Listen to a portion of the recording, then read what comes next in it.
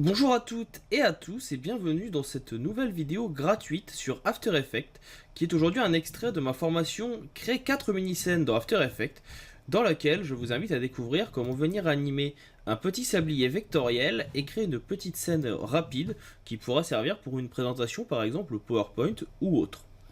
Ce tutoriel est habituellement payant, vous retrouverez le lien dans la description YouTube si jamais cela vous intéresse. Et si vous souhaitez d'autres vidéos After Effects, n'hésitez pas non plus à m'en faire part, je tâcherai bien sûr de vous aider.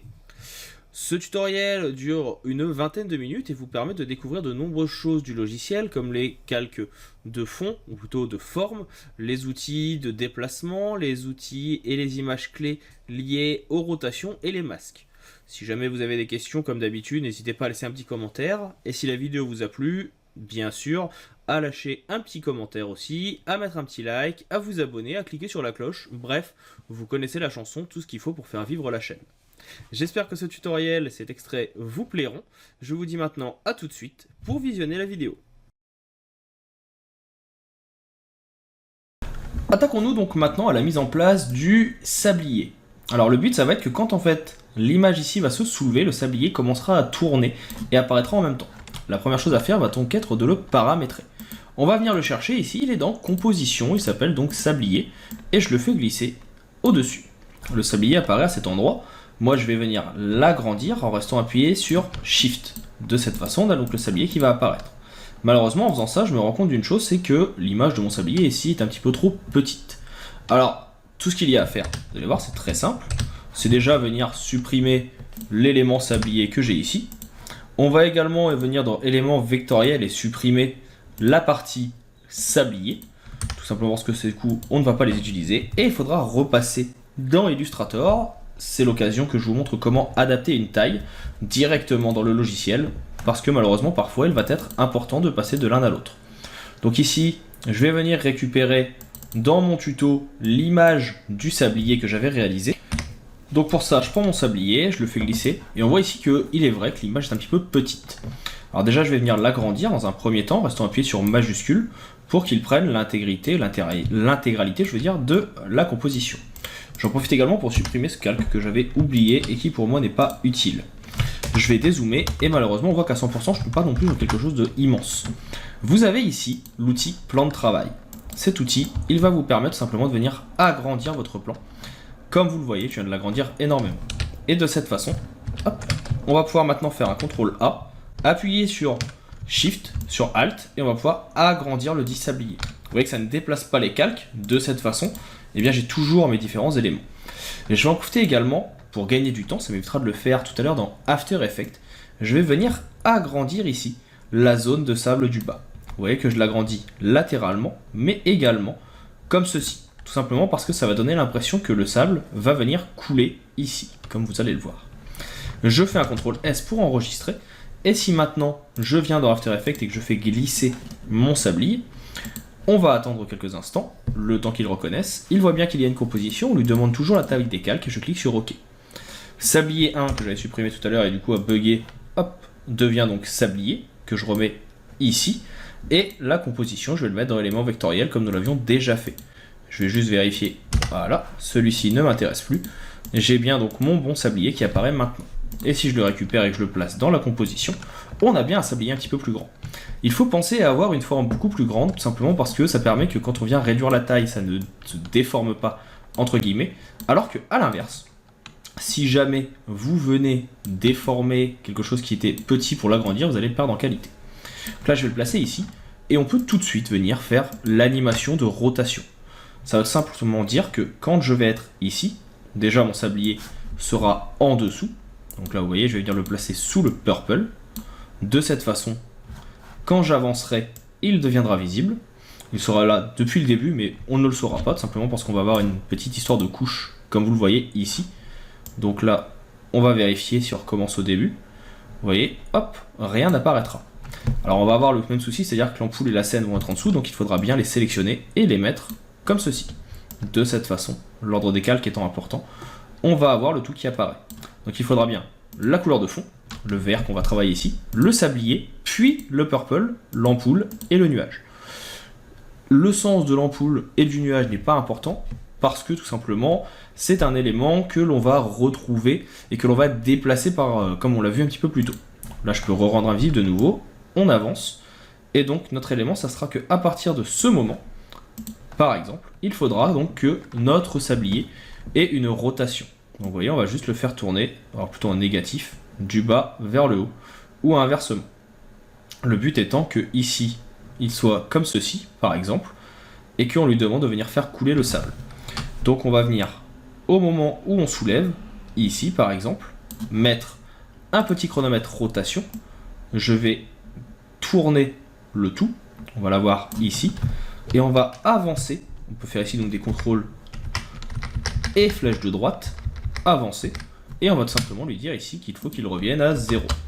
Et de cette façon, vous voyez que en même temps, on va avoir une rotation du sablier.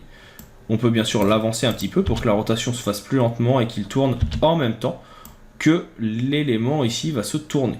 Si vous voulez que ça soit un peu plus lent, vous venez ici donc déplacer l'élément et on va voir donc que ça va arriver, il va commencer à tourner et terminer un petit peu après. Ça peut être intéressant. Maintenant, ce qu'on va vouloir faire et mettre en place, ça va être le sable qui coule. Pour ça, on va rentrer directement dans le sablier. Plusieurs calques sont visibles. Là, ici, vous voyez, c'est le calque 4, c'est le sable du bas. Je vais appuyer sur Entrée, je vais l'appeler bas. Ici, c'est tout simplement le calque du haut. Mais également, on voit donc avec le sable du haut, il y a deux parties.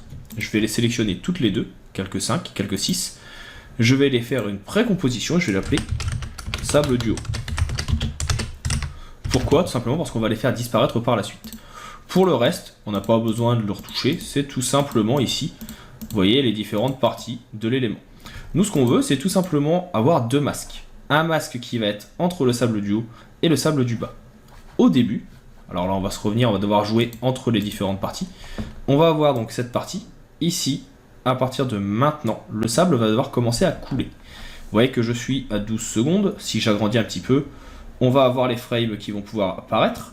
Et si vous venez à Sablier 2, vous voyez que c'est posé exactement au même moment. C'est-à-dire que si je vais retoucher à cet endroit-là, automatiquement ça sera rebalancé de l'autre côté. Ce que je vais faire ici, c'est donc venir mettre un premier masque en bas, sur mon élément. Je vais venir le mettre en soustraction. Pourquoi? Tout simplement parce que je veux au début que le sable soit au minimum, vu qu'il est censé être vers le haut et qu'il faut qu'il coule petit à petit. Donc là, je vais juste venir définir sa position. Je prends mon outil flèche noire et on vient le mettre ici. Donc au début, si je reviens maintenant à cet endroit, on voit que je n'ai pas de sable, tout simplement parce que le sable est censé être en haut. Et que là, maintenant qu'il passe en bas, eh bien, il va falloir que cela coule vers le bas. Donc, je reviens vers le sablier 2.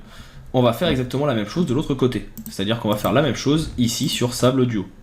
On va venir lui mettre un masque. Sauf que lui, ici, il sera donc plein au début et il faudra qu'il vienne couler par la suite. Alors là, je l'ai fait un petit peu trop grand. Tout simplement parce que j'en ai pas besoin sur le haut. Donc, je vais juste venir sélectionner mon outil masque. Je vais faire un CTRL T. Et normalement, hop là, si tout se passe bien, voilà, je vais pouvoir réduire la taille. Je n'ai pas besoin d'avoir quelque chose d'aussi grand. On clique sur Entrée. Alors, actualiser, n'appuyez pas sur majuscule, donc j'ai fait petite erreur, j'ai appuyé sur majuscule. Alors, hop, là, on va venir placer le masque un petit peu plus haut. Tout simplement parce qu'il est un petit peu trop bas maintenant. Et de cette façon, nous, ce qu'on va lui demander, c'est tout simplement que, à partir du moment où cela va tourner, ici, que le sable, à cet endroit, devienne invisible, on va déplacer le masque vers le bas, tandis que de l'autre côté, eh bien, on va le faire monter vers le haut. Donc, à cet endroit, on vient ici ouvrir notre masque, tracer du masque, on vient ouvrir le masque ici, tracer du masque, ça c'est leur position à ce moment, et on va venir un petit peu plus loin, donc on peut regarder ici, pour aller jusque cet endroit, c'est pas mal, et là je vais tout simplement dire que le masque qui est ici doit monter, tandis que le masque qui est ici, lui doit descendre. Hop, on le sélectionne bien, et on doit le faire descendre jusqu'ici. Et maintenant, si je regarde mon animation, je vais bien avoir ici donc mon retournement de sablier et le sablier ici qui va se réduire. Si jamais ça va trop vite, vous sélectionnez vos deux clés vous les écartez. Et de cette façon, on va avoir donc le mouvement de sablier qui va se mettre en place. On revient sur Final, on peut regarder ici, lancement et le sablier qui se met à tourner. Et nous avons terminé avec l'animation de celui-ci.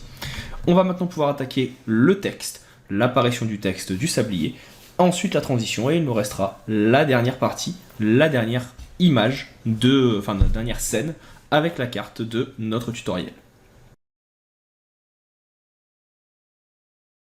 Passons maintenant à l'ajout de texte. Alors on va faire relativement simple, encore une fois je vais décacher tout ce qu'on a vu un petit peu plus tôt, je vais aller récupérer mon ampoule et je vais juste récupérer le petit bloc de texte que nous avions ici avec le titre. Je fais un petit CTRL C, je referme mon ampoule, je referme mon sablier et je recache le tout avec le petit bonhomme qui est ici.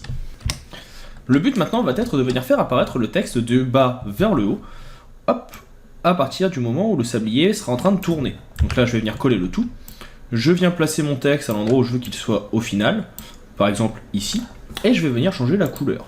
Je vais venir prendre ici avec la pipette la même couleur que le fond, et je vais juste venir baisser un petit peu la couleur pour avoir quelque chose d'à peu près semblable. Je clique sur OK, mon texte est visible ici, sans aucun souci. Et maintenant tout ce qu'on va faire, c'est tout simplement dire qu'on veut qu'il apparaisse en arrivant à cet endroit, donc je vais ouvrir les deux. Je vais venir ici cliquer sur transformer également. Je vais juste vérifier que plutôt je n'ai pas différents éléments. Donc là je vois que je vais en avoir un par exemple sur le lorem ipsum, je vais le supprimer. Je vais avoir un masque, je vais le supprimer. Pareil pour ce masque et pareil pour tous les autres éléments. Donc là on est pas mal, on sait qu'il n'y a rien de nouveau. Je vais venir mettre une petite position sur chacun d'entre eux. Je vais les sélectionner tous les deux et je vais tout simplement dire que au moment ici où on est avant la transition, eh bien on va venir tout simplement placer notre texte en hauteur. Et de cette façon, quand on va avancer, il va venir descendre et se mettre en position, tout simplement. On va ici également venir placer notre pourpre au-dessus, de façon à ce que le texte ne soit pas visible avant, et de cette façon, on va avoir le texte qui va descendre. S'il descend trop vite, je resélectionne mes deux clés, je les avance, je peux même les sélectionner ici, et venir faire un lissage de vitesse, et de cette façon, on va pouvoir venir faire descendre le texte ici. Pour avoir une rotation qui peut être un petit peu plus intéressante, ou un déplacement un petit peu plus intéressant, sur le lissage de vitesse, on va pouvoir venir également donc travailler la vélocité d'image clé. Et on va pouvoir dire qu'on veut qu'au début, ça soit relativement lent à descendre, et beaucoup plus rapide à la fin. De cette façon, notre texte, vous voyez, va descendre d'un coup. Si vous voyez que ça va trop vite, pas de souci, vous venez faire un petit CTRL Z, ça fait revenir en arrière. Là, je vais juste venir resélectionner le tout, faire de nouveau une vélocité, et au contraire, je vais demander à ce que ça ralentisse vers la fin, et que ça soit un petit peu plus rapide au début. On clique sur OK, on fait un petit test pour voir, on voit que c'est rapide, et à la fin, il vient se poser tout en douceur. Ça peut être intéressant également. Et de cette façon, on a donc notre texte qui est posé, et notre élément qui est terminé. On n'a plus qu'à passer à la transition finale, et nous aurons fini avec ce deuxième élément, cette troisième scène, je veux dire, de réalisation. Avant de faire la transition, on va juste sélectionner tous les calques, clic droit, hop, avec le fond, je fais majuscule, je sélectionne le tout, clic droit, précomposition, on va l'appeler sablier, et on va venir le placer, bien sûr, dans notre menu scène. On peut refermer les autres éléments de composition, on sait qu'ils sont là en cas de besoin, et on va pouvoir venir faire un nouveau solide en fond, mais on va voir ça dans la prochaine vidéo, en même temps qu'on va réaliser la transition. Pour terminer avec cette petite scène, il nous reste donc à venir réaliser la transition de cette scène à la suivante. On va revenir ici donc faire un nouveau calque, on va faire un solide, qu'on va venir placer dans une autre couleur, on va venir la placer par exemple dans un bleu un peu turquoise comme le premier. Ça fera comme si on avait fait un avant-après. Maintenant, notre calque pourpre, ici je peux venir le cacher, on n'en a plus besoin. Et on va venir sélectionner tout simplement notre sablier. Je vais prendre ici le bouton déplacement arrière point d'ancrage, raccourci Y. Et je vais venir placer mon point d'ancrage en haut. On va venir ouvrir le sablier, on va ouvrir le menu transformer et on va venir mettre une petite rotation. Alors là je vérifie bien que je suis bien à la fin de mon image, donc je vais venir placer ma rotation à peu près ici. On peut laisser un petit peu le temps que ça charge bien. Donc je place mon point, vous voyez, je peux venir le déplacer latéralement sans souci. Et on va avancer un petit peu. Donc là, on va se dire par exemple une seconde plus tard. Et on va tout simplement venir modifier, comme vous le voyez, l'angle à 90 degrés. Et de cette façon, on va avoir notre scène, après avoir appuyé sur espace, qui va donc partir sur le côté. Et vous pouvez bien sûr également y ajouter ici un effet de mouvement, un flou de mouvement, pour donner l'impression qu'il passe d'un côté à l'autre. Donc c'est assez simple à mettre en place, comme vous le voyez, et ça permet un rendu assez qualitatif. N'oubliez pas de faire un petit CTRL S pour enregistrer, et on va maintenant pouvoir passer à la dernière scène. Pour cela, je vais venir ici cacher maintenant mon sablier. Je reclique donc bien sur le petit, ce que je trouve pour moi ressemble à un médecin de peste du Moyen-Âge, et on a donc notre cyan. Et on peut venir dans composition, ajouter notre carte. Alors encore une fois, même problème que tout à l'heure, on va avoir ici une carte qui va être légèrement petite. Je n'ai pas fait attention quand je suis venu donc l'ajouter.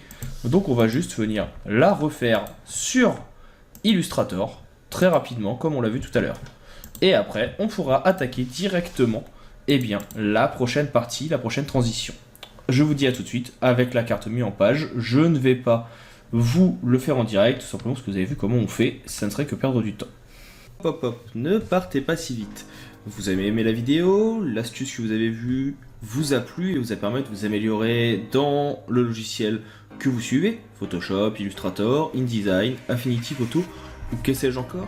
Vous souhaitez aller un petit peu plus loin dans la découverte de ces outils et comprendre au mieux leur fonctionnement, voire même vous personnaliser dans certains domaines, l'auto-entreprise, comment développer votre auto-entreprise par exemple avec Photoshop, comment vous améliorer si vous êtes développeur, comment utiliser la suite Adobe si vous êtes illustrateur ou que sais-je encore.